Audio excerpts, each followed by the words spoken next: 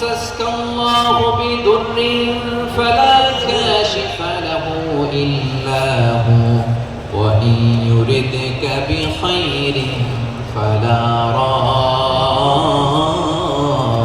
لفضله يصيب به من يشاء من عباده وهو الغفور الرحيم الله أكبر আল্লাহ বললেন ওয়া ইয়ামসাসকাল্লাহু বিদুররিন ফালা কাশিফা লাহু ইল্লা হু।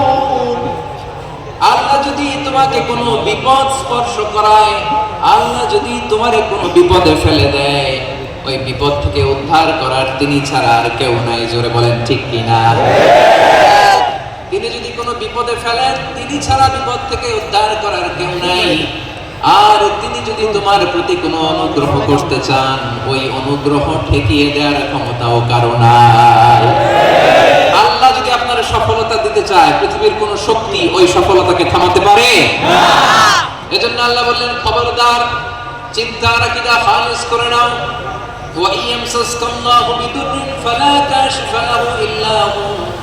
আল্লাহ বিপদে ফেললে বিপদ থেকে উদ্ধার করার কেউ থাকে না। আর আল্লাহ যদি তোমার প্রতি দয়া দেখাতে চান, অনুগ্রহ করতে চান, ওই অনুগ্রহকে প্রতিরোধ করার মতো ক্ষমতা কারো নাই। তিনি তার বান্দাদের মধ্য থেকে যাকে ইচ্ছা তাকে দেন, যত ইচ্ছা তত দেন। তিনি ক্ষমাশীল, তিনি মেহেরবান। সুবহানাল্লাহ। তিনি ক্ষমাশীল, তিনি মেহেরবান। তাহলে এই আয়াত থেকে আমরা বুঝতে পারলাম, আমরা যদি বিপদে পড়ি, আমাদেরকে কেউ বাঁচাতে পারে না। আমার বাবা আমারে বাঁচাতে পারে? হ্যাঁ? আমার মা আমাকে বাঁচাতে পারে? আমার বন্ধু আমারে বাঁচাতে পারে? আমার দলের কর্মী আমাকে বাঁচাতে পারে? আমার পীর সাহেব আমারে বাঁচাতে পারে?